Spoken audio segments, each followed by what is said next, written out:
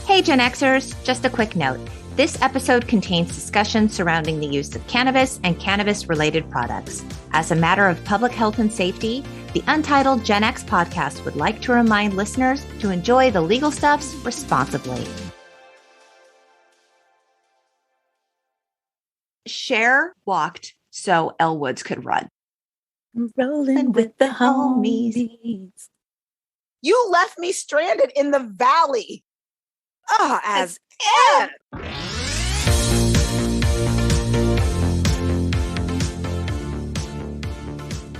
Hello, and welcome to the Untitled Gen X podcast, a podcast dedicated to the pop culture that raised us. I'm Lori, a writer and pop culture lover who's totally buggin' in the best possible way. My friend Amber Dorsey is here to break down 1995's stylish high school satire, Clueless. But before we get way existential, I'd like to tell you all about Gemini Queen Amber Dorsey. Amber's a social media magician and flatlay specialist. She's also an active champion of the cannabis industry and a huge supporter of women-owned businesses. When Amber's not creating content, you can find her tending to her plant babies, hanging with her human babies, scouting sneakers, or eating tacos. Welcome to the podcast, Amber. Thank you for having me, Lori. That's awesome. That's totally rad too. Because I'm like thinking like I should have tacos for dinner. I should have tacos for always. Always. Tacos are always a good idea.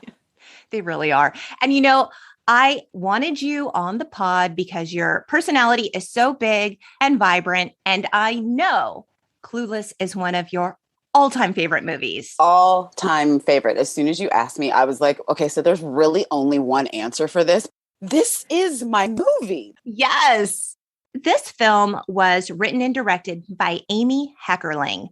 And Amy Heckerling directed Fast Times. That was her first movie. We covered that in episode 3 this season.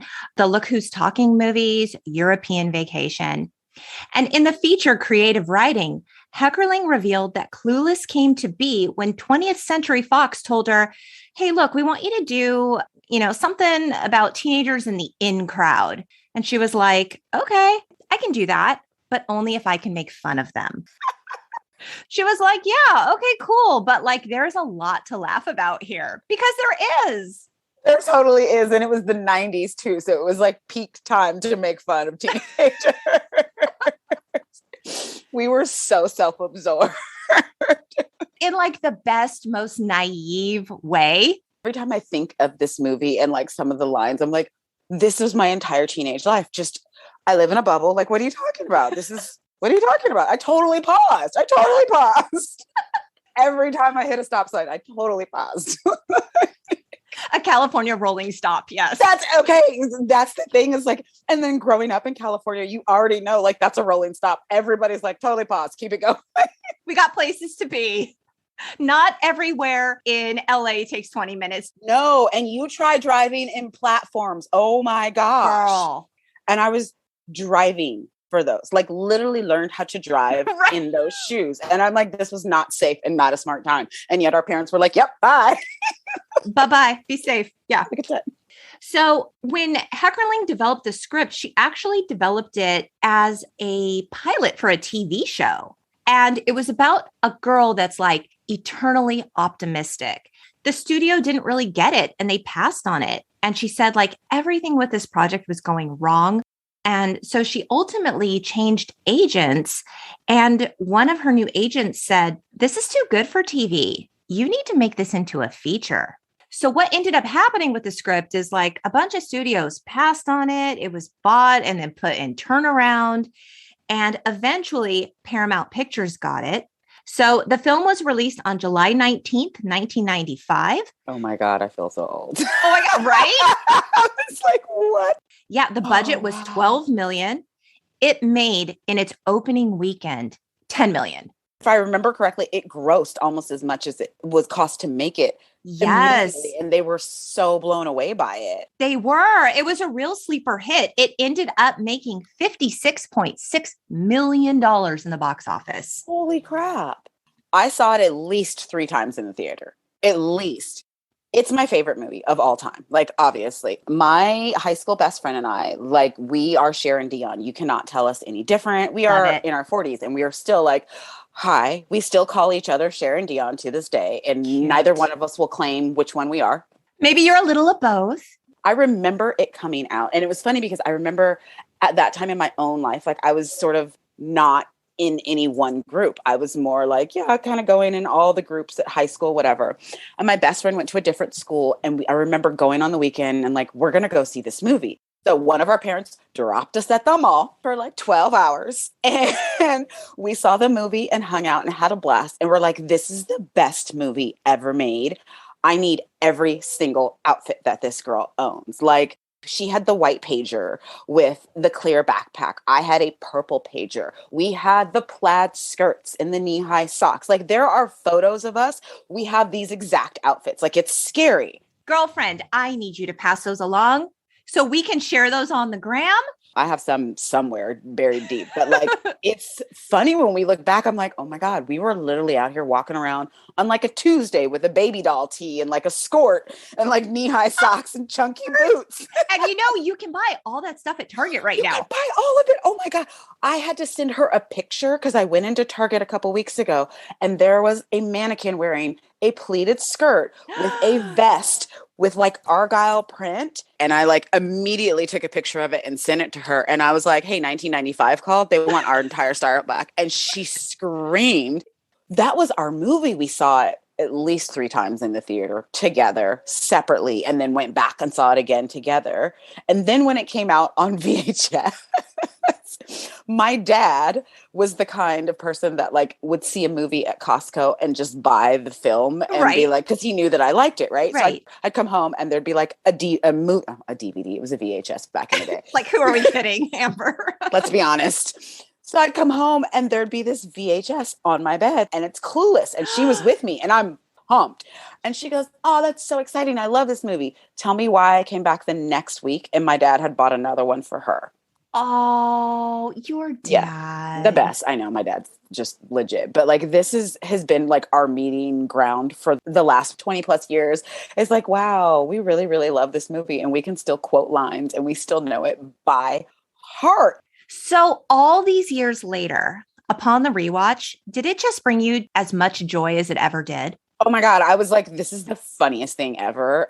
Even the jokes when you're like, that might not fly today. Right. But I'm like, they're still spot on the money. Like, oh, she's good. She wrote some really, really good one-liners. It's amazing. And especially because so much of this film actually really is very dated. Like the mentions of Marky Mark and Luke Perry and Christian Slater. Those are really, really dated pop culture references. And yet it does not in any way take away from the magic and the charm of the film. No, not at all. Like she says, even in the intro, I know you're thinking this looks like a Noxzema commercial. Like nobody knows what Noxzema commercials look like now. But it's true. It's one of those iconic lines where you're like, oh yeah, it really aged well. Like there are so many movies from like my earlier childhood where I'm like, oh, this did not age well at all. So many. Like, oh, this is bad. But this is one of those where I'm like, okay, they could tweak this, but realistically, there's like maybe 4 lines that they would really, really need to like go back in and tweak, but they could put this movie out today and it would still be just as fabulous, I feel like. I mean, but I'm also super biased. You're not biased. You're spot on correct. 100% facts. So like you said, we open on her saying like, is this like a Noxzema commercial or what? And then she tries to sell us on the fact that she's totally a normal teenage girl, she's Amber. Totally normal. She just lives in this big ass house in Beverly Hills. Her classic house with columns that date all the way back to 1972. That's my favorite line. I know. So Cher, okay, she's totally normal. She gets up, she brushes her teeth, and she picks out her school clothes. And this scene, this opening scene, like 1 minute, 30 seconds in, when she is picking out her school clothes with this computer software, this magical. It's 2021 and we still don't have this. Like, why is that not a thing? I'm so mad. I was convinced clearly by the time I'm an adult, this will be a thing and I can have my closet just like on my computer or whatever. Dress me like a paper doll in the morning. Yes. Don't make me put on these clothes. It's exhausting. No. And that software would really, really come in handy for packing. I mean, let's be honest. It would change all of our lives. And I feel like some of these, even like these subscription box companies, like, hi, if you could upload a whole like figure form of me and then dress me like that, can you imagine? Stitch Fix, are you listening? This is what y'all need to be doing. Yes. Yeah. So anyway, she settles on the iconic yellow plaid number with those knee-high socks, which was actually a Jean-Paul Gaultier. And it was one of a few pieces that the costume designer Mona May had the budget to splurge on. It was so worth it because how many times have people tried to recreate that entire outfit and look to this day? Oh, I know. It's so completely iconic. It looks amazing on her. When we see Dion later, she's wearing a very similar version of that. It's black and white because she has the white doctor's hat.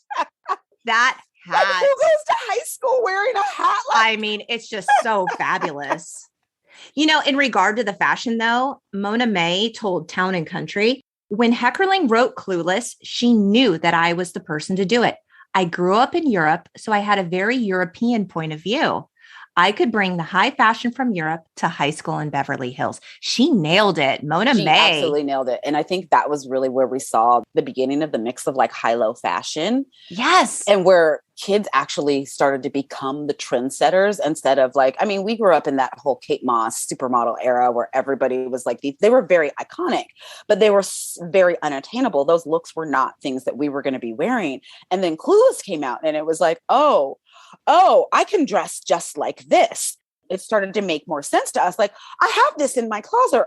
It was contempo casuals. Can we also just talk about like one of my favorite scenes is when she's stressed and she's like, I have to go to a place that makes sense. And it's the West Side Pavilion. And my best friend and I, we used to go to that and like drive up and see this thing and be like, oh. Yeah, like angels would sing.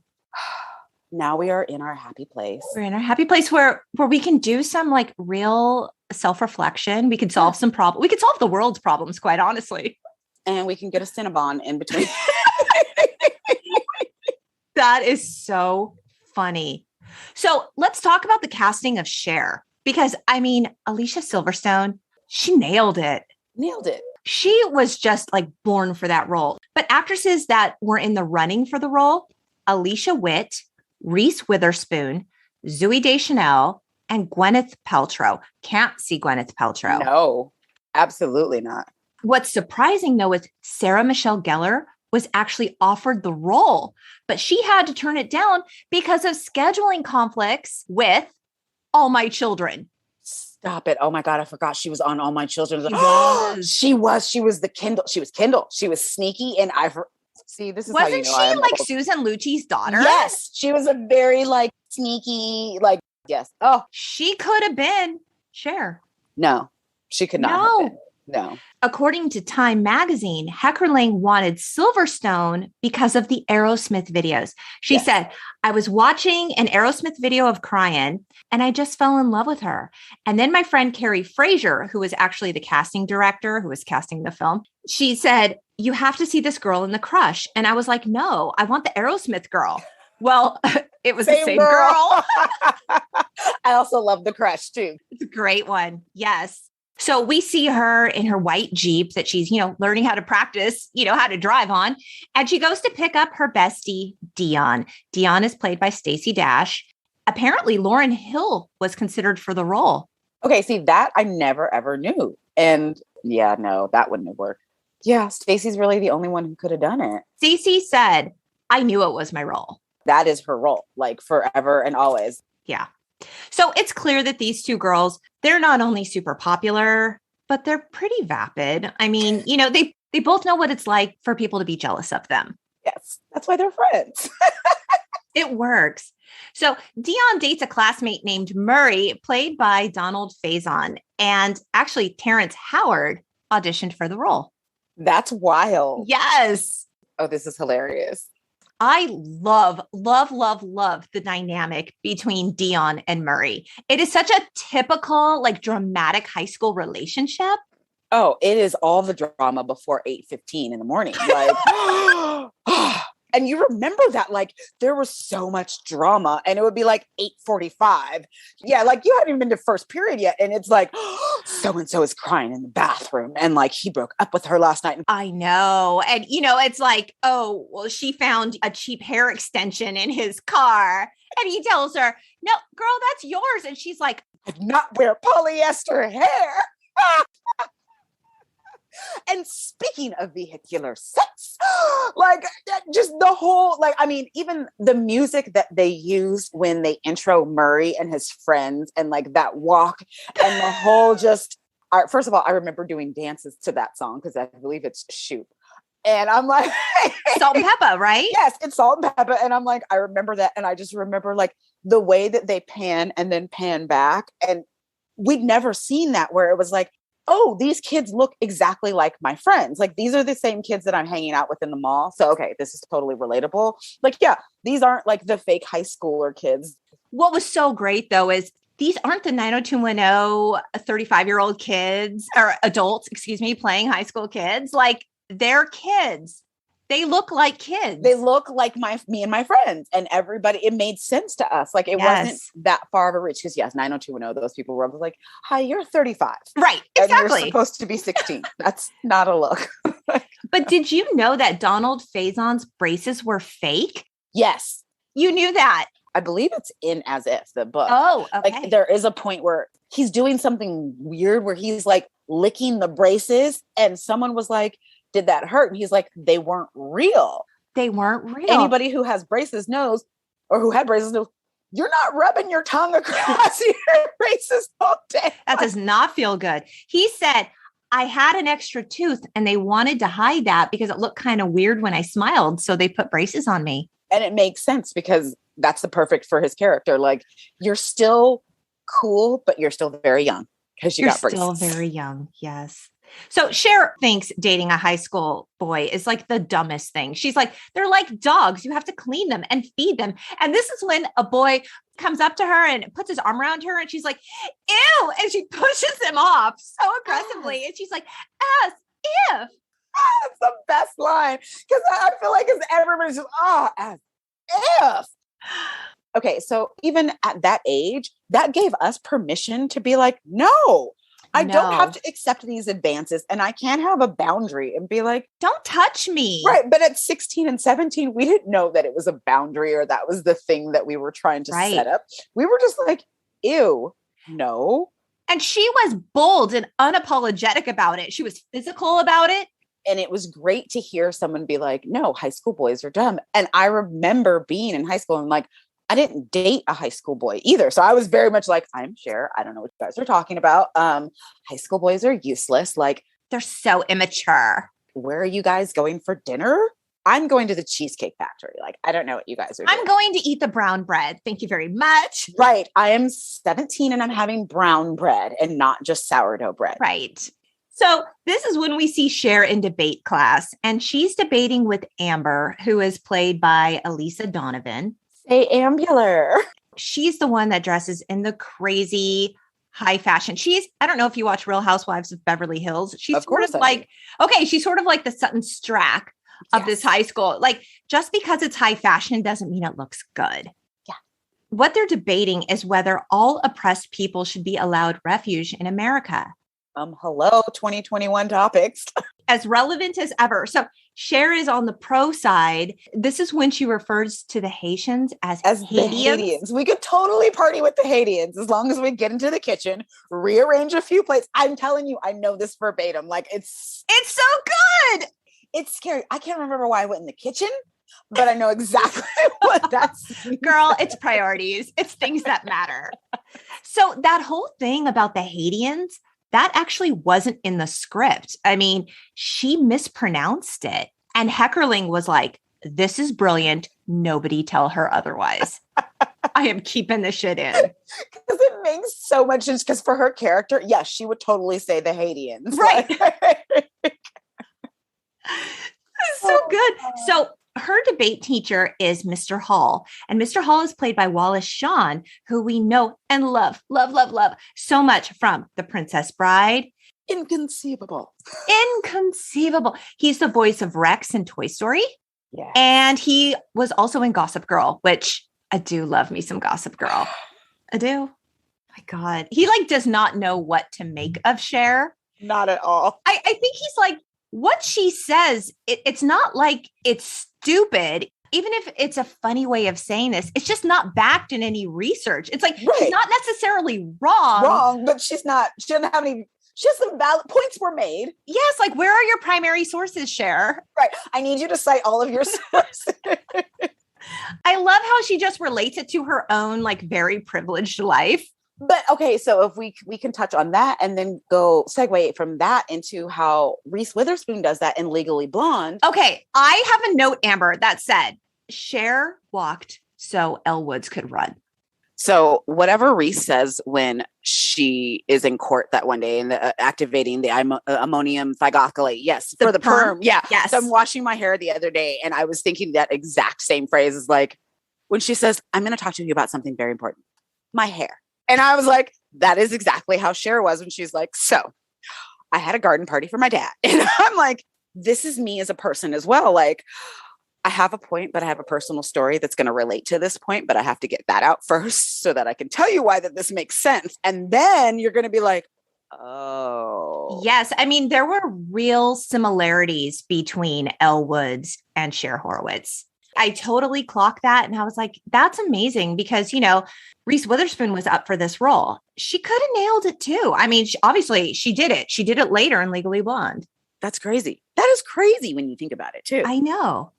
So Mr. Hall hands out the report cards. Dun, dun, dun. Oh my God, Amber, Cher gets a C in debate, which is totally unacceptable. She's totally bugging. Totally bugging. This is when we see her getting ready for dinner at home. We hear her voiceover talking about like her annoying former stepbrother, Josh. She spends a lot of time hanging out at the house. Of course, Josh is played by Paul Rudd. And he listens to his whiny college music. Yes, the crybaby station. The college radio station. Yes. And so Josh spends a lot of time at the house because he doesn't like his new stepdad and he's still really close with Mel, Cher's father, but they have a very typical sibling type relationship. They make fun of each other. Yes. They get along, but like he thinks she's materialistic. She thinks, you know, like, oh, you're such a deep thinker. You're so like concerned with the environment. Like they're just really polar opposites of each other. So in terms of the role, though, for Josh, Ben Affleck and Zach Braff also auditioned. That's interesting. I could see more Zach Braff than Ben. Me but too. like, yeah, Paul is just, we love Paul. I mean, he's been in everything. He's so funny always. And he still looks the same. And he's just like effortlessly charming. Yeah. Both of them are actually. Their chemistry is fantastic. They're just alarmingly charming where it's like, okay, I feel like I'm supposed to not like you kind of as a character. Like I'm supposed to see your flaws, but I actually really like you because there's something so endearing about you as a character. It's not even like you're endearing in spite of your flaws. It's almost like your flaws make you even more endearing. That's exactly what it is. Like, I just really like these flaws and all. Like, I'm into it. I'm into it. Yeah. So Cher and Josh join her father, who's a successful lawyer, for dinner. And Cher's dad asks her about her report card. And she's like, it's not ready yet. My teachers are trying to lowball me. And she sees her grades as a jumping off point. Her dad is very impressed by this. And I wanted to ask you, Amber, have you ever negotiated a grade? Yes. Tell me the story. Because of this movie. What? Well, because when she said they're just a jumping off point, I was like, but I didn't know that that was like a thing that you could do, like argue about your grade, until she was like, yeah, I've done it every other semester. And I'm like, wait, I can talk to my teachers about my grade? Right. In college, I actually took that to heart. Like, yeah, these grades are just a jumping off point. So let's go sit and have a conversation. And that's when I learned if you go to your professor's office hours and like talk to them, they will actually bump your grade up and change it. Listen up, kids. I really learned that and was like, okay, I had a grade. I think it was my freshman year. I think I had missed a test because I was sick that day or whatever, what have you. And I didn't get like the doctor's note. And it was one teacher who was like, you have to have like, I need a 3 day. Come on, dude. It was your Mr. Hall. It was my Mr. Hall. And I was like, I went to office hours twice and like sat in the front like the next 2 weeks and like answered question. Yeah, it was full on learning triangle, right? In the very front of the class. And I negotiated my way from a C to a B plus. Because it was one of those where like the final was like 40% of your grade or some nonsense. Yeah. Right. And I was like, oh, come on. And it was cumulative. Really? But somehow it worked. And that's when I learned how to basically BS my way through college in certain classes is like, oh yeah, you can actually like negotiate your grade. But what she said when she says, I just saw them as a starting off point for negotiations. This is brilliant. Let's negotiate. What else do you have? Exactly. And I mean, you and I have both made a living doing freelance work. It's a starting off point. Yeah. Don't be afraid to ask. The worst they can say is no. Until they say yes. And then you're like, oh crap, now I actually have to come through and now do this. I have to deliver. Oh shit. Like, yeah. Was not prepared for that. So we then see Cher hard at work, negotiating her grades with her teachers, and it's working with everybody except Mr. Hall. And Cher is used to getting her own way, right? She's like super frustrated. This is when she decides to go to the mall with Dion to like clear her head. This is when they're in Contempo Casuals and Cher gets the brilliant idea. Let's make Mr. Hall sublimely happy. I mean, Amber, he's 47. He's single. He earns minor ducats. Minor ducats. And he's in need of a good, healthy boink fest. Yes. And who's available? She comes up with Miss Geist. We love her because she's so awkward and messy. The lipstick on the teeth. The slip hanging out. Yes, she's just so great. She writes Miss Geist a love note from a secret admirer. Now, this film is 100% a modern take on Jane Austen's classic novel, Emma. So in developing the script, Heckerling said, unconsciously, I had been writing an Emma-like character. She went on to say, like, I had always loved the story so much. And she said, quote, the plot was so brilliantly laid out in Emma. So I tried to take all the things that were in this sort of pretty 1800s world and see what it would be like if it was in Beverly Hills. That's funny. And actually really interesting too. Like that's a skill level that I don't think people actually think about these days. Even though this was a modern adaptation of Emma, set in 1995, it still totally works today. And the world has changed a lot in the last 26 years. A lot. Yep. And I feel like, again, this is one of those things that like they could remake this today and like plot, premise, all of it stays the same. It stays the same. So in Mr. Hall's class, this is when we start to learn that Cher is smarter than maybe we've given her credit for. When Mr. Hall calls her out for her tardies, she's like, I object. Do you recall the dates of the alleged tardies? This was so Elle Woods. And in an article titled True Confessions of a Female Director for The Ringer, writer Lindsay Zolads said, Clueless is a cinematic sleight of hand. It's an excessively smart movie about dumb people. Or more subversively, it's a sly assertion that the types of people that can be easily dismissed as ditzes or airheads, usually teenage girls, often possess an intelligence the world doesn't give them credit for. So true. Nobody is listening to us. Nobody is listening. And what I love so much about Cher was that she demanded to be heard. Yeah. And she was very clear with the words that she asserted. And that was, I think, the best part even about those debates in the class is like, even if she clearly had no full grasp of the concept, she had an opinion and she was going to give it. And you were going to respect it, whether you agreed with it or not. Like, I'm so sorry that you don't think so, but this is my opinion. Even when the teachers were sort of like, what? She didn't care. It didn't derail her from her point of view. Yeah. She was focused. And I'm like, yeah, go for it. More girls needed to see that because none of us were able to speak up in class. I remember being drowned out in class because there was always either a boy in the back or the teacher was just kind of like, okay, your opinion, that's cute, but who else has another idea? Like, no, my opinion is actually very valid. And I didn't feel seen like that until I went to college and felt like, oh, okay, now we have a little bit more open dialogue. But in high school, no. And she was giving all of that in high school. In high school. And what an amazing permission, because I do believe in the 90s, we sort of needed that. I don't know. I know I did. I was a wallflower. I was afraid to speak up. I was a people pleaser. It was nice to see a character saying it how she thought, no matter what people thought of it, because she was just so resolute in what she believed. Even when she was dead wrong. Even when she was so wrong. She was like, I am convinced and convicted, and you cannot tell me otherwise. I know. I love it. I love it. So Cher ends up spending more time with Josh because he's always around. She needs a licensed driver with her when she drives because she's got 3 tickets. And this is when we see more of their dynamic. She begins to make fun of him for being involved in the Tree People Club at school, the environmental club. And he thinks she's too selfish to care about making a difference. Mm-hmm. So it does start to creep into her consciousness. In the very next scene, she asks Dion, like, do you think I'm selfish? The iconic, not to your face. Because it's so true. I mean, yeah, but not to you. I mean, yeah, but I don't want you to know that. Right. Like, I mean, I wouldn't tell you that, but yeah, you're absolutely.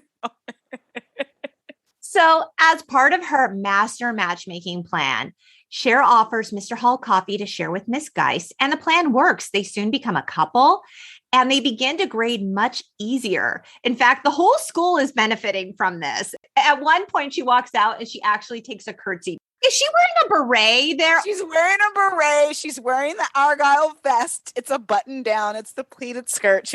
I know the outfit. It's so sad that I know exactly what she's wearing. But like, I remember being like, I need that in my life.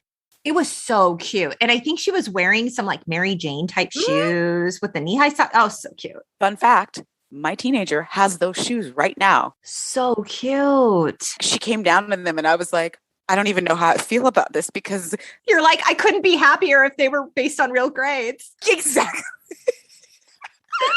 Iconic parenting in this movie. She argued her way from a C+ to an A-. Go Cher. That's impressive. Like as a parent too, I feel like, yeah, I'm not even mad at that. I'm super impressed. Genius. You are a genius. You're a genius. Yeah. Like, done. So this is when the girls are in PE and everyone, I love it. They're all wearing black and white because those are the school colors, but everyone is like super high fashion wearing their own black and white outfit. They have on like baby doll tees and like biker shorts, but like crop tops. But I'm like, our PE uniforms were disgusting. Oh my God, they're so ugly. So ill-fitting. It was so like one size fits all, t-shirt, shorts, sweats. That's it. And they're like so bad. Styling. Everybody's got their cell phones hanging. I know. Nobody's doing anything. Nobody's doing it. This is when the new transfer student arrives. The alternative, grungy new student named Ty, played by Brittany Murphy. Oh, God bless her. That was such an iconic role. Oh, she was so good in that role. You know, Leah Remini auditioned for the role. Wow. Could not see that for her, but okay. Yeah. In regard to Brittany Murphy, Alicia Silverstone told Vogue, I can't remember how many girls came in to audition for Ty that day, but I remember Brittany being really adorable. She's so good at that little accent because she already had one, but I think she just pushed it to new heights. I found her so wonderful, and I said to Amy right away, I think she's the one. She was the best one, you guys, hoping that they would agree. And they were like, yeah, duh. Of course she was the best. She's the one. They're like, kid, get out of here. Yeah, we got this figured out. Thanks. Yeah. So of course, Brittany Murphy, we know her from Uptown Girls, Girl Interrupted, Little Black Book, 8 Mile, a bunch of other stuff. We'll talk more about her at the end. So high off of her good deed with Mr. Hall and Miss Geist, Cher is convinced that she and Dion should adopt Ty because she finds her adorably clueless. But their stock would plummet. Right. And this is when Cher's like, Dion, don't you want to use your popularity for good? Dion's like, no. And I love so much. Ty is wearing a full-on troll shirt. There's a troll on her shirt. She's wearing like a flannel shirt over it, these baggy pants. She's so like grungy granola. She's so the antithesis of Cher and Dion. It's perfect. So this is when Cher and Dion take Ty around the school to show her the different groups. All the different kids on campus. And can we just talk about how ever since this movie, they now do this in every single teen movie. Clueless is the first time we actually see them go through a film and like identify these subcultures within high school groups, which is super fascinating to me, going back to look at it and then realizing like, this is literally the same thing in every single high school all across America. It does not matter where you live, where you grew up. Everybody, every high school has like these cliques and these subgroups and so on and so forth. Like, wow. And then you see it like now in other movies. You saw it in Legally Blonde. You saw it in Mean Girls. Yeah. And the groups are funny. Like she talks about the Persian mafia. You have to have a BMW to join. You have to. You have to. Then there's the most popular boys, right? You've got your Murray, you've got your Elton. And those are the only acceptable high school boys to date. Yeah. So Dion thinks Ty is nice. And this is when Cher squeals in delight. Project. I squeal project and I do that little happy clap. Yes. Ty goes to the cafeteria. She meets Travis Birkenstock. Don't you love that his last name is Birkenstock? It's Birkenstock. And you know how long it took me to realize that his last name is Birkenstock? And then I was like, oh, you guys are so smart with the wordplay. So smart.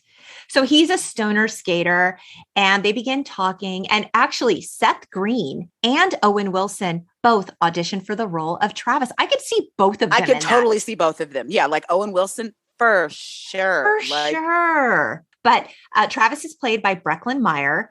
They hit it off, you know, Ty and Travis, there's some chemistry there between them. And Ty comes back to the girls and she's like, I met this guy. He's really cute. And he offered me some smoke. And Cher and Dion do not approve, Amber. Do not approve. Cher says, it is one thing to spark up a doobie and get laced at parties, but it is quite another to be fried all day. And she tells her also, you know, the Lodies hang out over there on the grassy knoll.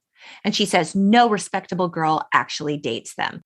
Now, Amber, as a champion of the cannabis industry, who's working to normalize its use among women and in mothers in particular, what are your thoughts about this? So it's funny to me because I laugh so hard. I was not an advocate in high school. I was very much like Cher and Dion, like, because we grew up in the DARE era. So it was very much like, no, we don't do that. Like, that's not acceptable. And then getting older, I realized, okay, she's actually just being smart in regard to like, hey, this is not a thing that we do during the day and at school, which makes total sense. It's not safe. It's not smart. You could get arrested. There are so many things, and especially in 1995, it wasn't legal. There's all these other things.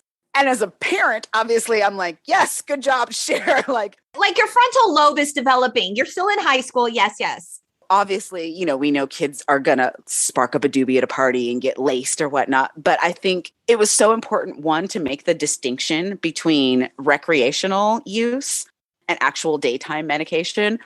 But I also have to laugh at it to a certain extent because it does feed into the whole stoner stereotype. And as somebody who, you know, directed Fast Times at Ridgemont High, right? Of all things where you have a whole character who is just a stoner, like that's his whole MO. Exactly. I think, yeah, you have to have those people, but it also shows the variety of the people that you meet and work with and talk to in high school. Right. But as an advocate, I obviously look at it, and as somebody who talks to both moms and their kids about it, like, okay, so these are how you have these conversations with your kids. It just makes me laugh because I distinctly remember using that line, like, it is perfectly fine to spark up a doobie at a party, get laced. Because, you know, and a few scenes later, they are at a party. That's exactly what they do. Yeah, that's exactly what they do. And you see it and you're just like, oh, okay. They also didn't go into it in a negative connotation as like, this is just a terrible, terrible thing. It was just basically like, well, no respectable girl dates one. So on the one hand, it's like, you're pigeonholing people into a certain category because you are judging them. But it also shows that, like, I think when we see the whole rest of the movie, the full arcs of the characters, and we learn how they come full circle, you're like, oh, it actually makes sense in the long run where it starts. It's still one of my favorite lines and moments where I laugh so hard, especially me now, where I'm like, right. I mean, Amber, you were featured in the 420 issue of Canna Curious magazine. Yeah. You have an Instagram for the Canna Curious called Carpools 2, the number 2, Canna Mom. And this is for Canna Curious folks. And the focus is on normalizing cannabis consumption for moms and letting go of the stigmas attached to that. Can you tell me a little bit about that and what the response to that has been?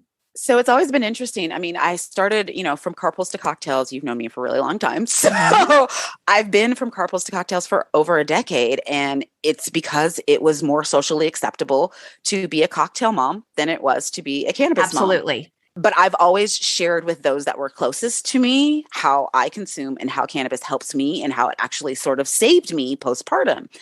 And I've always had that component, and it's really been interesting to get more into it and more active and more engaged. And I have always had moms either text me or email me and ask me like very quietly, like, okay, can you tell me a little bit more? Or like, what can I do? 'Cause I'm tired of this. I had a whole bottle of wine last night and I don't remember anything.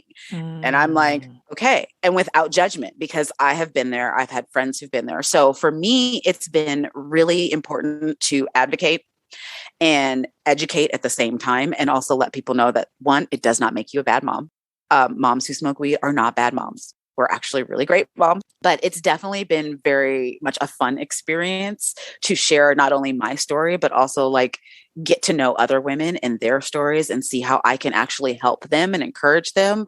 I host a monthly Can of Kick It on my From Carpools to Cocktails page, where we talk about all things Can of Curious products, what I'm loving, what people are curious about. I had one episode, a really, really great episode, might be one of my favorites, on how to like manage your high. And that's really what I focus on, is actual education and learning about not just what you're ingesting, how it's going to affect you, but then also like how to talk to your kids if that's a thing that you're concerned about, because it is something that we need to talk to our kids about. She says we don't do this at school. Yeah, because you guys are young. Your frontal lobe is not developed. I do have a 19-year-old. I talk to her and her friends. I give them all my drinking and drug speech. They are not thrilled about it, but they all get it. And now they know, like, they can come to Miss Amber's house and they can ask me questions and I will answer them honestly. I'm still a parent first. You guys should not be doing this, but I'm also going to give you the facts and the knowledge to know if your friend is overdosing, what to do. If your friend you feel like, your friend is maybe pushing it a little too hard, how to approach them. I see. Because we don't teach them how to have these conversations. We teach them drugs are bad. Don't do it. Right. And so it's not really centered around the real challenges. So these episodes, these conversations that you have, this is all on Instagram? Yeah. So I do an IGTV for the Can of Curious. I do the Can of Kick It. It is usually twice a month. I'll pick a topic, or people can submit questions if they want to know certain things, and I'll just answer them. I usually have 3 or 4 brands and products that I showcase. The thing about it, what I've learned is people have no idea like how to consume beyond what they've seen in the movies. They see either like you're smoking with a pipe, and there's so many ways to medicate yourself. And I use it for medicinal purposes. So I actually just posted something over this weekend about like terpenes and cannabinoids and all of the sciencey stuff that we were not taught about cannabis. It was always very much like, it's weed. Weed is bad. And there's no medicinal value. And then you grow up and you do the research, and which I hate right now because I'm doing my own research. Right. Okay. But like, I'm actually doing the research and reading these books and learning so much information. And I'm like nerding out on the science of it. And I forgot how much I love science. And like learning all of these different effects and how the different cannabinoids affect your body and these entourage effects. And then I get to start to have these conversations. But it's so fascinating to me how this one line in this movie was like not quite the cornerstone of it, but it makes such a valid point, and it shapes a certain character arc for both Travis and Ty, and like not to be these stoner character stereotypes. Right. And I do my best to combat all of those stereotypes, but while also like kind of giving into the stereotypes and being like, yeah, it is okay to be like, yeah, this is who I am. I am an absolute canna mom. Like, I love it. I enjoy it. It helps me in so many ways. And I love talking to other moms and other women about it and breaking that stigma down. And then also like helping them figure out what works for them. So Carpools to Canna Mom on Instagram is really a place that people can go to learn more about it. They can connect with you, Amber. There's community there. Yes. And they can ask questions and not feel dumb. No judgment. Nothing is dumb. If you have someone that you trust that you can ask, then that's what I want to be. And it's also because we live in the state of California with the legalization of marijuana in the state. Mm-hmm. For someone who is curious, walking into a shop for the first time. It's intimidating. It's like going into Sephora for the first time and you're like, I just need a mascara. Like if you're a Maybelline Great Lash girl and you go to Sephora and you're like, I just need a mascara. And they're going to be like, hi, so do you want curling and lengthening? Or do you want this and that? And you're like, it's a lot. So before they ever step foot into a dispensary, if they're curious, they can go to your space and they can find out more information and learn about it. Yes. Let me be like your canna concierge. And if I don't have that answers, I can point you in the right direction at least. You guys, if you're canna curious, go check out Carpools2, the number 2, Canna Mom on Instagram. And of course, we will link to all of this in the show notes. Thank you. I love it so much. Circling back to the film, this is when Cher sells Ty on the makeover. Now, I say all the time on this pod how much I love a montage, but Dr. Julia Wagner, a film studies lecturer, told BBC Culture that it's the sort of scene that appeals to audiences because it panders to our aspirational appetite. She said, the makeup, clothes, and hairstyles are easy to come by and pretty much effortless. The girl sits while other people fuss around her. Movie makeovers play out a wish fulfillment that we can all, with just a little expertise, transform into a beautiful, confident creature. That is so true. Because that's literally every time I see it, I'm like, I love a movie montage with a makeover scene where everybody's like fussing and then they do the reveal. And the big reveal. And Amber, you're the perfect person to talk to about this because you're a makeup artist. You've done professional personal styling. I've done all these things. You've done all the things. Like, no wonder this is your favorite movie. Like there's elements of you throughout this film.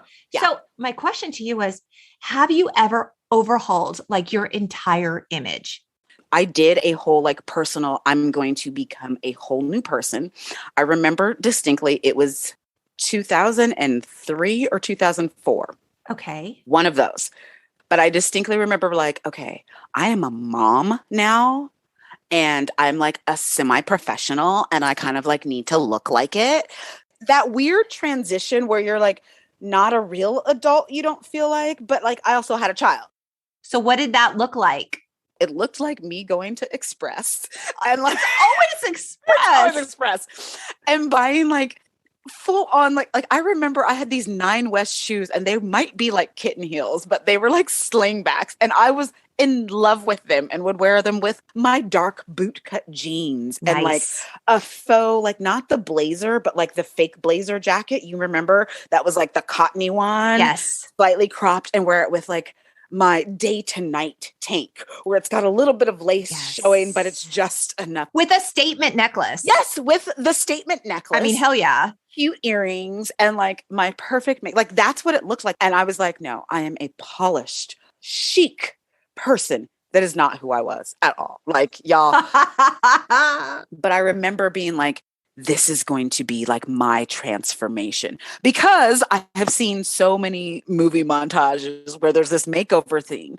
You keep waiting for that moment for people to recognize the new you though. Oh. It's interesting because it's the new you, but what you really want is the you've always been to be fully realized and celebrated.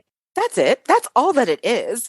But we think that we need to reinvent ourselves or to remake us in this whatever image so that people are suddenly pleased with us. Yes. So Josh overhears, Cher talking to Ty, we need to improve our bodies.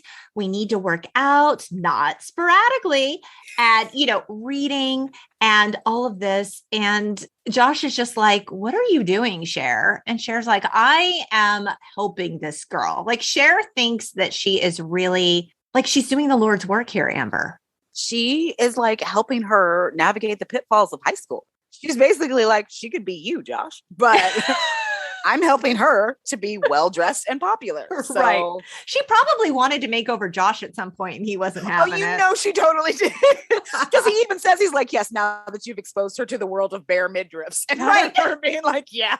Her life has forever changed. So at school, Ty gets invited to the Val party, the party in the Valley. When Ty asks if they think that Travis will be there, they're like, Ty, we're telling you, you should be with Elton, the rich and super popular kid at school who Cher believes is a suitable match for Ty. They couldn't be a worse match. Literally, Elton is the worst. The actual worst match. In the next scene, Cher is taking pictures of her friends. She gets Elton to put his arm around Ty. Ooh. Oh my God. Wait a minute. Time out. Amber's Pippi Longstocking hair. Just got to take a moment. Amber's hair, it's like, it's not even like just out. It's full on bumped up Pippi Longstocking. It is. Like, there have to be wires in those braids to get wires. Them all crazy. And it's like, it's a Tuesday for her. Let's assume first period starts at 8 a.m. Amber would have to get up at like freaking 4 o'clock in the morning. She would have to have help to do that. We didn't have bump its back then. So how did she get her hair to This is pre-bump it, friends. Yes, I do not know. She looks so absolutely crazy. Cher goes and takes pictures of Ty by herself, and Elton comes up and he's like, oh, hey, yeah, why don't you get me a copy of that picture? Which you have to love, like looking back at it, it's like, oh my God, y'all, read the room.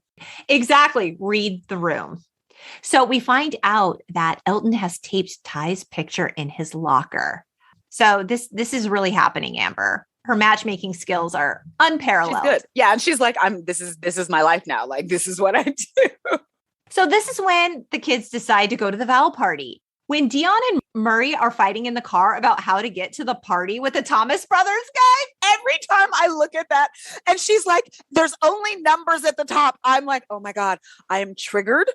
You remember the stress of the Thomas guy? Girl, before I was able to get my license and I was hot to get it, my stepdad was like, you are not allowed to get your license until you can read a Thomas Brothers guide. It was very important to him that I knew how to do it. And it was so complicated. We didn't have MapQuest. We didn't have any Google directions. Oh my gosh. So at the Val party, Cher is wearing that like brocade jacket with the like boa type feathered collar. It's an Alaya. That sexy red Alaya dress.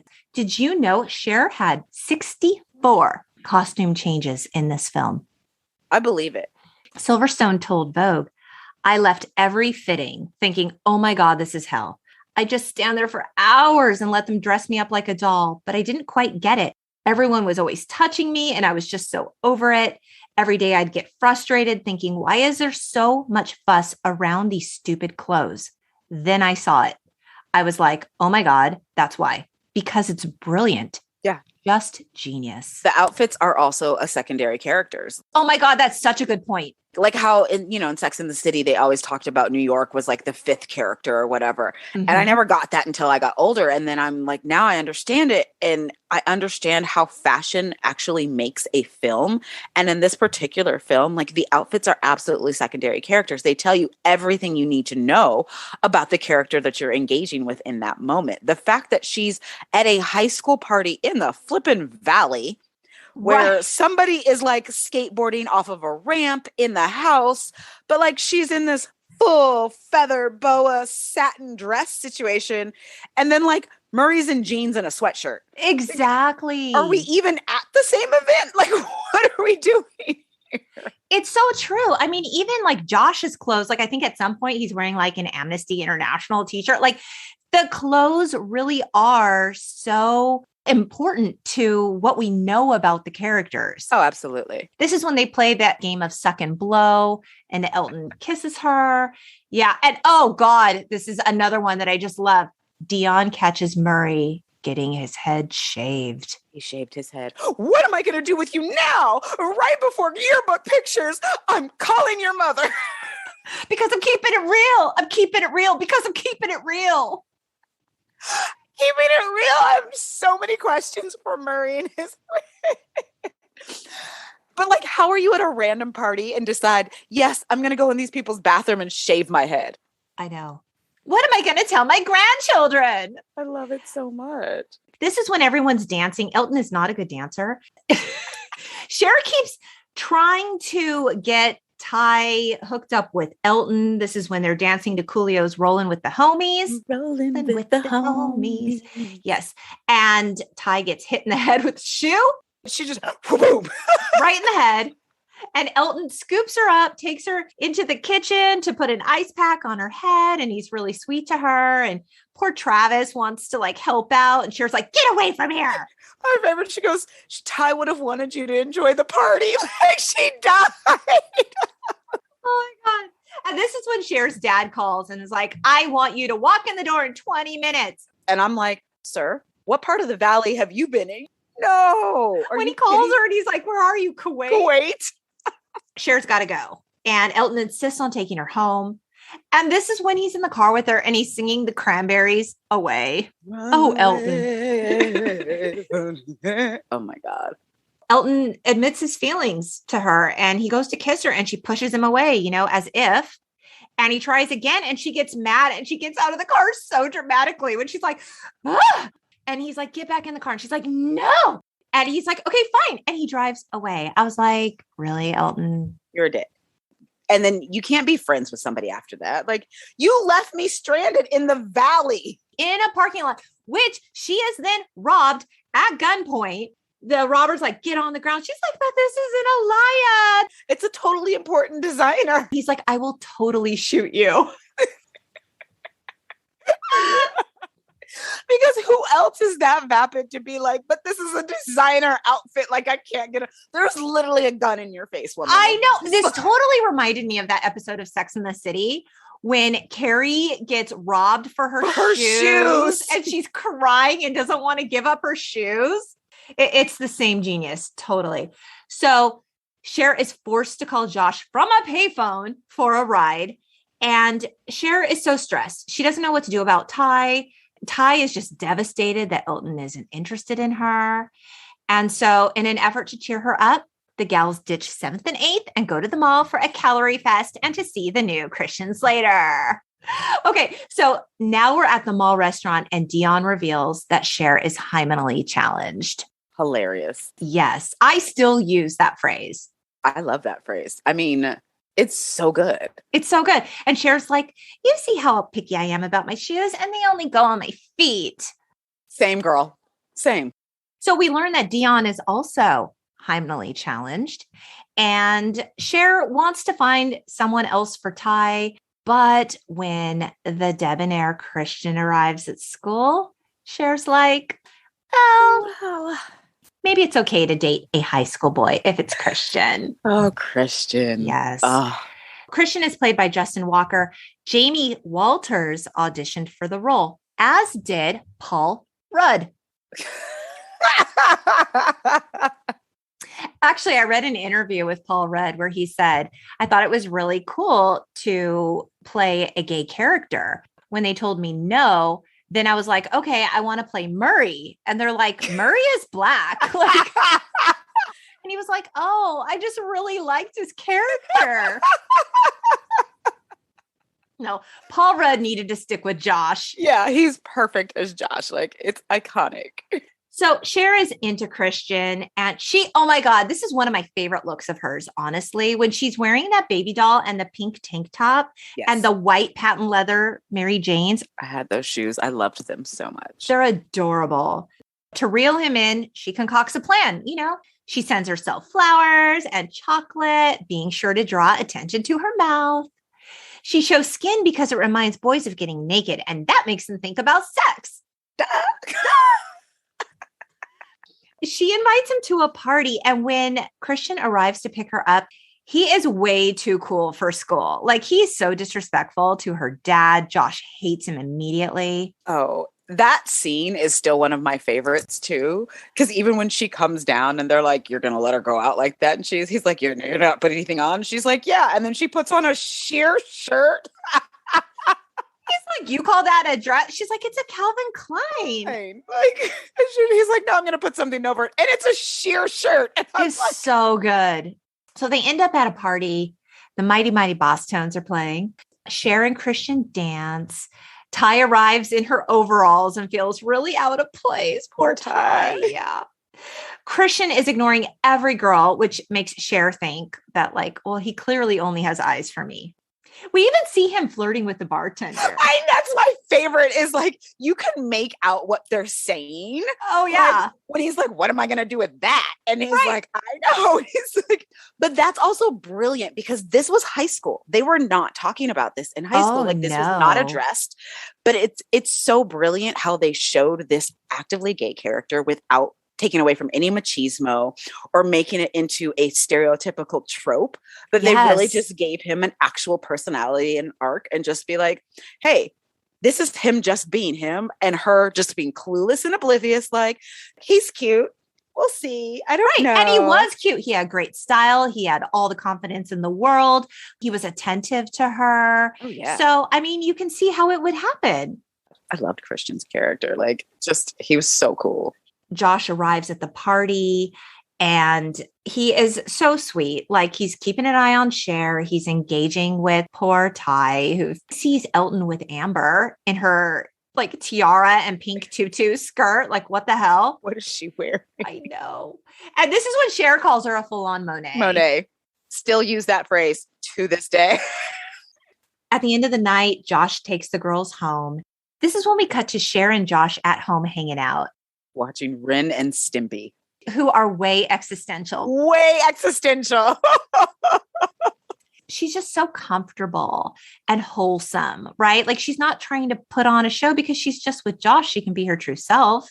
Christian and Cher make a plan for him to come over so they can watch movies. This is a big deal because they're going to be alone. And Cher calls in for reinforcements.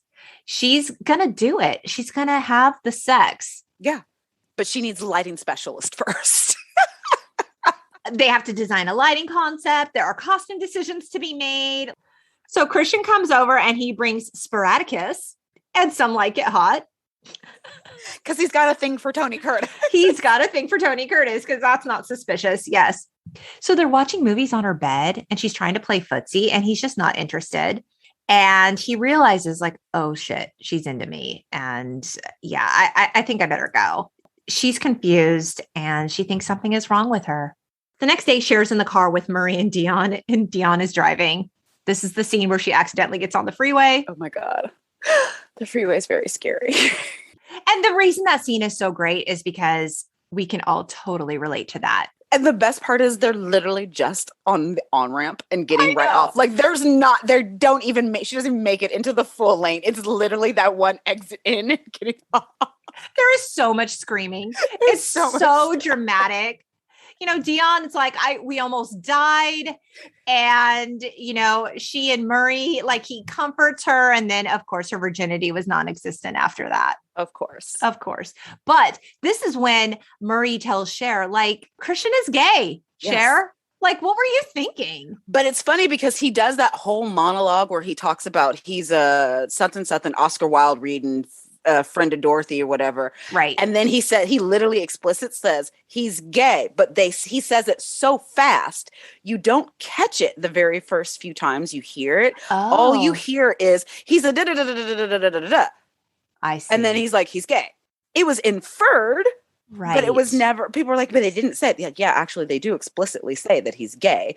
It's just his cadence and the way that he says it, it's so fast, you don't catch it the first time. Took me a minute. And, you know, the words he uses to describe in the phrasing, like, oh, it's problematic now. But yeah, I didn't know what a friend of Dorothy was. I mean, I got what he was trying to say ultimately, but yeah, he's like, Cher, you're crazy. He's gay. It's not you. Yeah. And so, oh my God, she was totally bugging. We're now at the mall. Cher is shopping with Christian. They're like besties. They're really good friends. She realizes there can't be anything romantic between them. But Ty gets dipped over the railing of the second story of the mall by those, you know, asshole boys she was talking to. The random Barneys.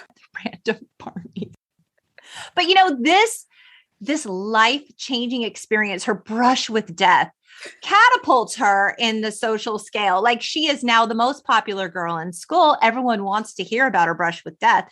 And Cher is like, guys, when I was like robbed at gunpoint, and they're like, shh. You were saying. Right. Now Ty is so popular, she doesn't even really have time for Cher anymore. And her personality is really kind of sucky. Yeah. So Cher ends up failing her driving test miserably. She's so upset. She arrives home so defeated, and Ty and Josh are hanging out. And Ty is ready to forget about Elton. She found someone else. She's now in love with Josh. And Cher does not like this idea. She's like, you guys aren't right for each other. And Ty is super offended by that. This is when Ty says, why am I even listening to you? You're a virgin who can't drive. So I said that to my best friend. It's awful to this day. And like I have like you meant it? Like, oh, like I said it. Like you said it like Ty said it. I said it in Carl's Jr. to her and hurt her feelings so bad. Like I have apologized for this. Like we're 42. I have apologized for this. Are you still apologizing for this? Yes, I literally am like, it was actually a couple years ago. I was like, you know what? I was like, that was a really dick move of me. Like it was a joke-ish, but it was also very serious-ish. But like, it was a dick thing to say. And I'm like, and I'm sorry, because that was really, really wrong.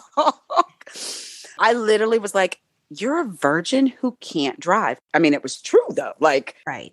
All of it was true. It was valid, but it was just over your Western bacon cheeseburgers. Over my Western bacon cheeseburgers. Wow. Yeah. It was, and that's exactly what we were eating too. Of course it was. Of course. Is there anything else on the menu? Like, what else do you get across? Nothing. Right. So we hear Cher's voiceover, like, what did I do? I created some sort of monster. And at this point, Ty is dressed exactly like her. I'm talking like the tweed jacket, like the little suit number. Yes, the whole outfit. Yeah, and it was like pink. Oh, yeah. BBC Culture said, Ty's confidence certainly improves as she conforms to this idealized image. But the more Cher teaches her how to dress, how to speak, how to date, the uglier her personality becomes.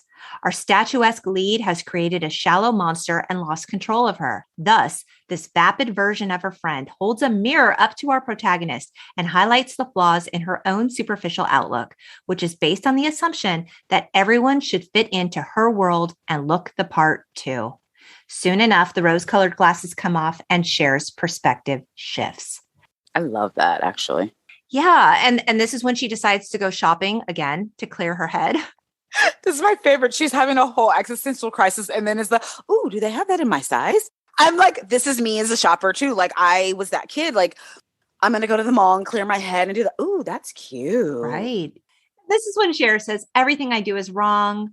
It all boiled down to one inevitable conclusion. I was just totally clueless. So for the first time, Cher admits she doesn't have the answers. So weird. So strange. She's like, why am I like freaking out so much that Ty likes Josh? He's not even cute in a conventional way. And then we see scenes from her memory of him being adorable. And she's like, well, he is kind of a Baldwin, which I still use. Still kind of a Baldwin. Oh, that's such like a time period of. I don't sit around thinking about the Baldwin brothers anymore, but I really did in the 90s. We all had a favorite Baldwin. Everybody was like, yeah, this is a Baldwin. Yeah. So she's like, Josh needs someone with imagination, someone to take care of him, someone to laugh at his jokes. Oh my God, I'm in love with Josh. And then the fountain lights. It's the equivalent of the light bulb, right? It's the total light bulb moment. Yeah, for sure. She decides she needs to make over her soul. Oh, and my question to you was, do you think that's coming from a genuine place within her? Or do you think because Josh is the quote do-gooder type, she feels like she needs to change for him? Or is it a little bit of both? Both. I fully feel like it's both. It's like that, okay, maybe I am a little vapid, and clearly seeing Ty become this person has like put a mirror where I'm like, oh, but also at that age, you're not quite ready to address all of those things. That's a lot of reckoning. Yeah, that's a lot. Like, but also maybe if I do this guy that I definitely like, that is very into these things, will see that I have changed and will then want to be more interested in me. So I feel like it's a little bit of both, but it is definitely interesting to see how like teenagers, that's something that we did. And I mean, even 20 somethings, we still do, where it's like, okay, if I'm going to make over my soul, well, maybe if I do just a little bit of these things, this person will see. Mm-hmm. And somehow you gain like recognition or attention. For like positive things. Like, yes. I think maybe the impetus to her deciding to make over her soul had to do with Josh. But I think once she started down that path of becoming, the captain of the Pismo Beach Relief Fund, I think once she was in it and she was seeing like the genuine good that she was doing, I think that stuff is really inspiring. I think it snowballs. And I think she was like, I want to do more of that. I like this feeling. I like helping out. I like not being maybe so focused on myself. So even if, the reason behind it was to get Josh's attention, I think in the end, it really did fundamentally change her. Oh, absolutely. We see her later at Travis's skateboarding competition. Travis is now in a 12-step program, Amber. He's given up the chronic shit, as he calls it. I'm in a program. It's got these steps. She's like, are there 12? Yeah. How'd you know? Lucky guess. So when they're at the skating competition, this is when we see Ty, and she's dressed like Ty would dress, like a more polished version of her original self. It's still very shiny and like very contempo casuals, but very Ty version. Yes. And they apologize to each other and they're friends again. And Cher realizes, you know what? Travis is a good match for Ty. Yes. So this is when Cher and Josh are helping on her father's big case. And apparently she sorted the August 28th files wrong or something. God forbid, Amber. She marked them for the September 9th phone calls or some nonsense. And it was like every time I see that scene, I get so irritated at the other lawyer. I'm like, it's not that hard, dude. Like all you really have to do is go through them. He was so rude to her. He called her like an idiot. Josh comes to her defense and she's so upset. She's like, I messed up my dad's case. And Josh is like, no, that guy's an asshole. You're wonderful. You're smart. You're young and you're beautiful. And this is when she reveals that she cares about him too. And they have their kiss, Amber. It's a beautiful moment on the stairs at their house. This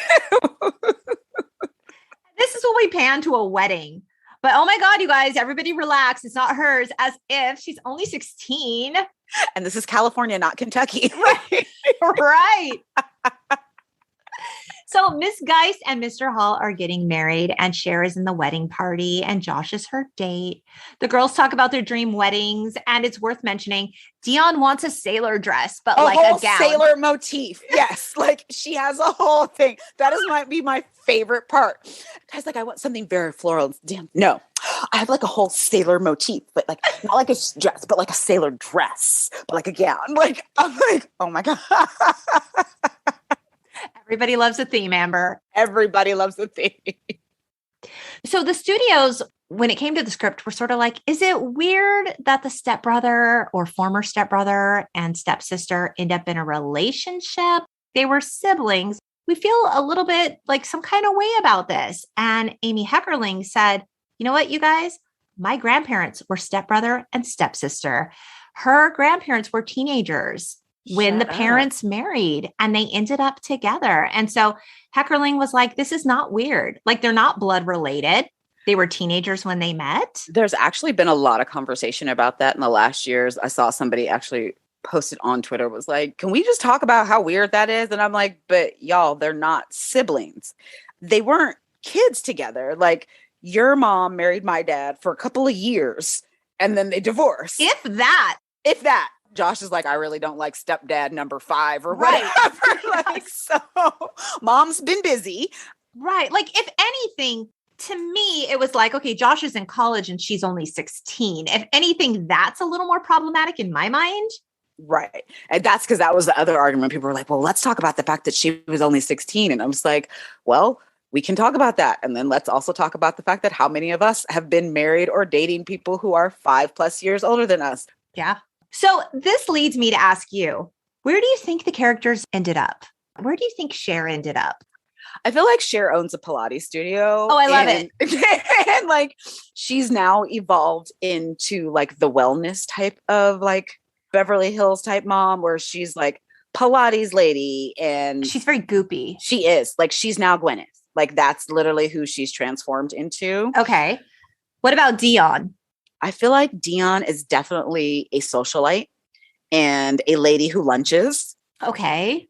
I don't think she has kids. I feel like she's very like, if she's not a lady who lunches, she's like a power PR person. Like she is the connector. She knows who is who and who's what's what. Like how she was in high school, very behind the scenes kind of, but definitely knowing what's going on. Like I feel like that's who she is. I like that for Dion. I think for Cher, she grew up to be Elle Woods. Ooh.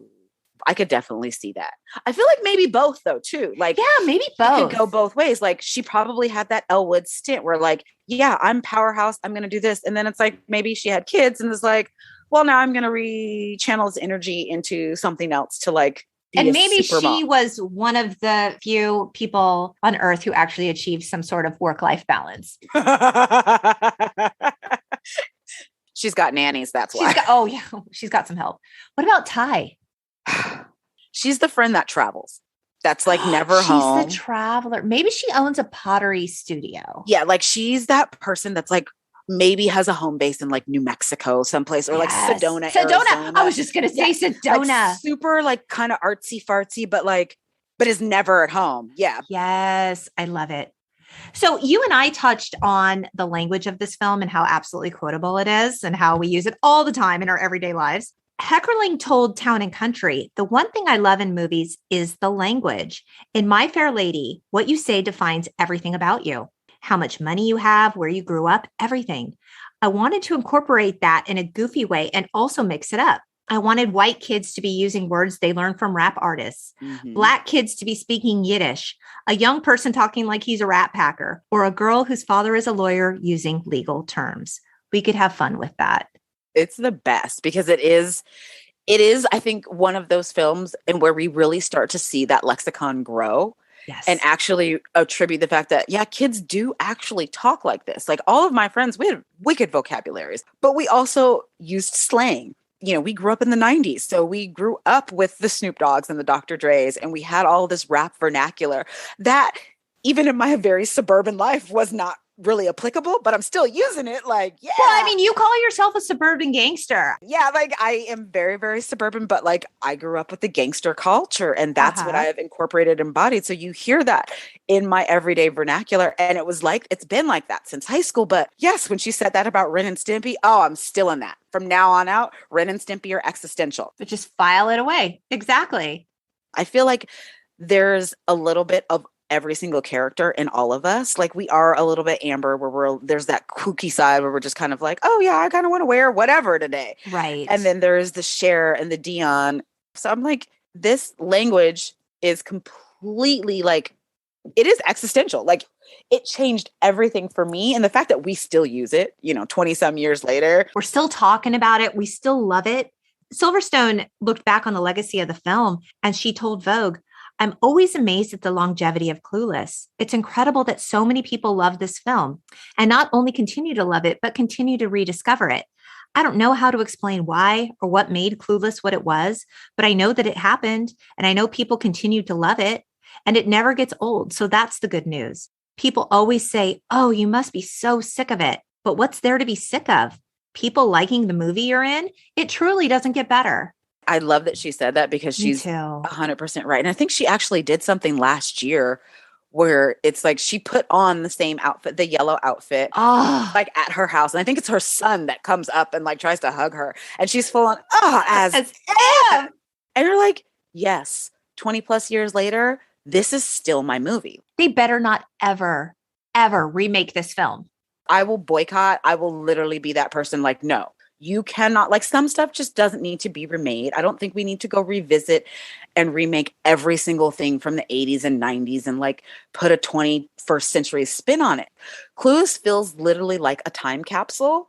In the most obvious, beautiful way. It's one that we can like keep opening and revisiting. Like, oh, okay, this is a really, really good time capsule. Like, oh, it's not dated in that sense of where you're like, oh, wow, this was like 900 years ago. Right. You're like, oh, wow, the fashion is really like old. And then you go to the mall now and you're like, yes. And it's still there at Forever 21. I don't know. So wild. And I mean, they really tried to milk the Clueless franchise for a while. There was the TV show and Heckerling was involved in it. It ran for 3 seasons. I mean, you talk about all these years later in 2018, Donatella Versace's fall collection. brought back. I remember that. Yes, the Clueless inspired plaid. And everybody was like, oh, I know this because it feels so familiar. And you're like, wait, this is like comforting. Like, oh. Yes. And even a few years before that, Iggy Azalea's Fancy, the music video. It was a total nod. And I saw you holding it, Amber, in 2015. The book As If, An Oral History of Clueless came out, and it has a bunch of exclusive interviews in it. Did you read it? I did. I skimmed through it. So I got it when I worked at BuzzFeed because it was on the table and it was like free books. And I was like, no, it's Clueless. In 2018, there was a musical, Clueless the Musical, in New York. It was written by Heckerling. Hilarious. Yeah. And in 2019, CBS announced that they were adapting the film into a drama series. Okay, this is how the plot was described. Amber, I need your thoughts on this. Quote, a baby pink and bisexual, blue-tinted, tiny sunglass-wearing, oat milk latte and Adderall-fueled look, that's a lot of words, at what happens when the high school queen bee Cher disappears and her lifelong number 2 Dion steps into Cher's vacant Air Jordans. First of all, Cher would not be wearing Air Jordans. Air Jordans. Like, I mean, like in 2020, this idea was moved to Peacock, but then they decided not to move forward with it. It might be redeveloped. I'm hoping that it just goes away. Just die. Just let it die. I don't like it. No. And of course, we have to touch on the fact that Brittany Murphy passed away in December 2009 at the age of 32. Ugh. She died of pneumonia and combined drug intoxication. And strangely, her husband, Simon Monjack, died of the same cause like months later. Yeah. It was weird. It was super weird. It's still weird. And Silverstone said she always felt connected to Murphy. And she said, I loved working with her. She was talented, so warm, and so sweet. It's very sad. What a talent she was. She was so talented. She did so many films back to back. And like every single one of those films, like she shines. She does. There's no denying like her ability to act and her talent. And her singing. She had an incredible voice. Nobody knew that she could sing like that until like she was, what was it? What movie Happy was Feet. That? Thank you. I don't know. She was so iconic for this role. And it was just such a standout and breakout role for her that to this day, like you cannot think of Clueless without seeing the three of them in plaid automatically. And it's very like, yes, this is it. It's so good. And when I think about Cher and her gang and where Cher is now, she's been a style icon. Style is so personal. And Clueless always gave me the ability to be like, you know what? I love this, but I'm going to make it the way that I like it and what works for me. Amber, we didn't have that amazing rotating closet like Cher did. Cher had her software. We don't have that. We still don't have that. But what we do have is Amber Dorsey and her amazing flatlay skills. And this is my segue into Elevated Flatlays. Yeah. So you are a flatlay specialist. I am. Owner of Elevated Flatlays. I would like you to tell our listeners a little bit about what flatlays are, because some folks just might not know. I think they see them all the time and they don't know what they're called. So a flatlay can be anything. There's two different varieties. There's really what we call the overhead shot and the vignette style. Okay. It's basically taking a different angle at a product. You want to have a flat overhead view, but it gives you a depth that allows you to see the product both in real time and in real life. So if it's a t-shirt or an outfit, that's great that somebody is showing you a cute t-shirt. Okay, well, how am I going to style it? If I drop it into a flat lay and you can actually see this t-shirt paired with a pair of jeans, paired with shoes and earrings and sunglasses, then you're like, oh, now I see how this works in my life. Whether it is a book, which is also one of my favorite things to shoot, because people are like, how do you make a book look interesting other than just like it's a book? Like, well, you have to add in certain props. And how do you sell this book? What do you do when you read a book? You have coffee or you have a snack or you have these things. So it's really about highlighting a product and making it more relatable to the consumer and the ultimate end user so that they can see themselves using it in a real life and practical way. And I love it so much because I get to do both overhead style shots and then very much vignette lifestyle shots, which is like what you'll see, like where it looks like a bathroom setup, and it's actually like, it is really just me shooting on my kitchen table, but like it's done in a matter. So you have no idea if it's my actual bathroom. I mean, I've had girlfriends who are like, this is great. Where'd you get that table? And I'm like, that's cardboard, y'all. Like that's not an actual table. It just looks like it. I just have enough background. Right. So these are the images then used by brands for marketing. You'll see them in magazines, you will see them in ads, you've seen in email newsletters. There's stuff that I've forgotten that I've shot that brands have used. And I've realized like later, I'm like, oh, that's me. I actually did a random vignette style one wearing Chrissy Teigen's Cravings by Chrissy robe. And I tagged them and they took the photo and put it in a collage. She regrammed it. And I was like, oh shit. Yeah, I'm in Chrissy Teigen's Instagram. Like, what? That's amazing. I don't know how this happened, but it's cool. But it happened. You know why it happened? Because your flatlays are beautiful. They're inspirational. They're aspirational. And you guys need to check them out. I mean, they're truly amazing. Check her out on Instagram at Elevated Flatlay. You have the hashtag Flatlay Slay. Flatlay Slay. I have so many hashtags about the flatlays. I try to do a flatlay every Friday. I love sharing those elements. And then even just, sometimes it'll just not even be like a real caption. It's just like books. And it's just a beautiful image. And like, this is a different way of looking at how to style a thing. And it gives people ideas on how they can see their products in real time. I work with a lot of smaller women-owned brands too. So they don't necessarily have these huge photography budgets, and they can't rent out a studio, or they don't know how to shoot them. Cool. Holler at me, send me your stuff. We'll set up a package and a program, and then I shoot these really great photos for you. And then you get to use them for whatever. The reason Flatlay is so great is because it's not only, I mean, obviously people can hire you to shoot these images for their brands, right? Yes. But it's also something that every person can learn how to do with some proper training. And I know, Amber, you have taught courses at Alt Summit, at the High Her Stakes conference. People can hire you for lessons in how to do this, right? For their brands, whether they're influencers, whether they're marketing folks, whether they work in any industry. Yeah, that's what I do. No matter what you sell, it can be presented in a beautiful flatlay. It does not matter what you do for a living. You can apply actual flatlay photography to everything. I don't care if you work in social media in like a nonprofit, right? Like, yes, you might think like, it's not that. Okay. But if you have, say you have an article that's being posted in the Washington Post, you want to do a flatlay of the actual newspaper and showing like someone reading it and looking at it. And that's going to get your audience to be like, oh, they were in the Washington Post. I need to pick your brain on how to flatlay a podcast on Gen X. We can totally do that. I've done a flatlay for a podcast on like, we got to talk. Fortunately, we can do that. But that's what I love about it. It's so versatile. Yeah, my 19-year-old knows how to do it. It's amazing. A flatlay is such a beautiful medium in that you don't have to have a beautiful bathroom. You don't have to have a Pinterest or Instagram, the all white custom kitchen, house. Yeah. You don't have to have these things that, let's be honest, most of us just don't have to create beautiful images to share.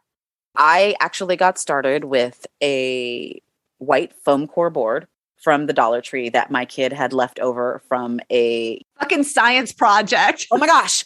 And I started doing that at both black and white plain foam core boards. And then I found one that looked like wood floors. And I was like, perfect. This is great for clothes. I can look like, it looks like I just dropped it on my floor really quick, and I can do a flat lay with this. And then I got more into like contact paper, like the marble stuff. And I was like, oh, now I have like a whole slew of backdrops in my office.